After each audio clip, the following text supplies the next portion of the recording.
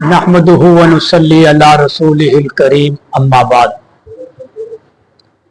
हमारे एक दोस्त ये सवाल पूछ रहे हैं कि दाढ़ी के मुतालिक कुछ लोग नाजेबा अल्फाज बोल देते हैं, तो शरई तौर पर उनके लिए क्या हुक्म है।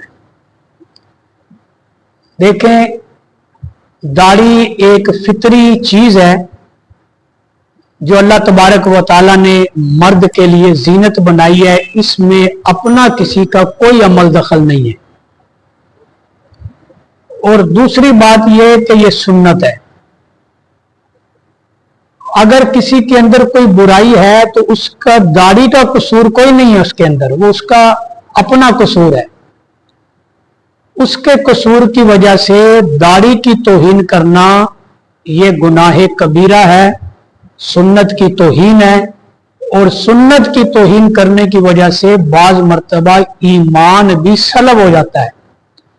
ईमान भी अल्लाह जो है वो जाया कर देते हैं। इसलिए अगर किसी ने किसी के मुताल्लिक किसी बुराई की वजह से कुछ नाजेबा अल्फाज कहने हो तो वो उसकी जात की हद तक रखे, बल्कि दाढ़ी या किसी और जो है वो सुन्नत अमल की वजह से उसकी तौहीन ना करे। ऐसा ना हो कि ईमान सलब हो जाए। आयतल कुर्सी की फजीलत के मुतालिक जो रिवायात नकल की गई हैं कि आयतल कुर्सी के बड़े फजाइल अहादीस मुबारका के अंदर बयान हुए हैं कि अगर घर से निकलते वक्त कोई आदमी आयतल कुर्सी पढ़ लेता है तो 70,000 फरिश्ते जो हैं वो उसकी हिफाजत पर अल्लाह मामूर कर देता है कि बतौर सिक्योरिटी गार्ड 70,000 फरिश्ते उसकी हिफाजत करते हैं जो घर से निकलते हुए एक मर्तबा आयतल कुर्सी पढ़ ले। और जो घर में दाखिल हो, जब वापस आए और घर में दाखिल होकर आयतल कुर्सी पढ़ ले तो अल्लाह तबारक व तआला उस घर की तंगियां, उस घर की परेशानियां उस घर से दूर कर देते हैं। यह आयतल कुर्सी की बरकत है। और इसी तरह अगर कोई वुजू करने के बाद बावुजू आयतल कुर्सी पढ़ ले तो 70 दर्जे अल्लाह उसके बुलंद कर देते हैं। और अगर फर्ज नमाज के बाद कोई एक मर्तबा आयतल कुर्सी पढ़ ले तो बस मौत उसके दरमियान हाइल है जन्नत में दाखिले के, कि उसका एक पांव तो जमीन पर है जिसने फर्ज नमाज के बाद आयतल कुर्सी पढ़ी, मौत आने की देर है उसका दूसरा पांव जो है वो जन्नत के अंदर होगा। ये आयतल कुर्सी के फजाइल हैं। और भी बहुत सारे फजाइल आयतल कुर्सी के अहादीस में बयान हुए हैं।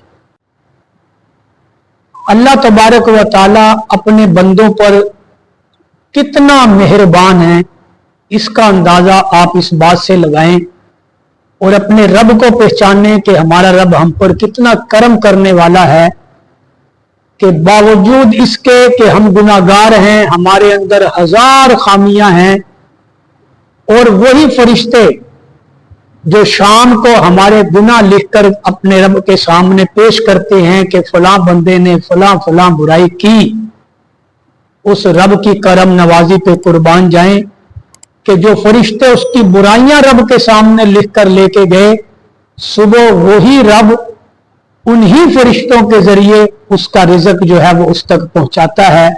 तो कितने बड़े हैं हौसले मेरे परवरदिगार के कि इतनी नाफरमानियों के बावजूद भी ये अल्लाह का हौसला है कि अल्लाह किसी का रिज़्क बंद नहीं करता, किसी का पानी बंद नहीं करता।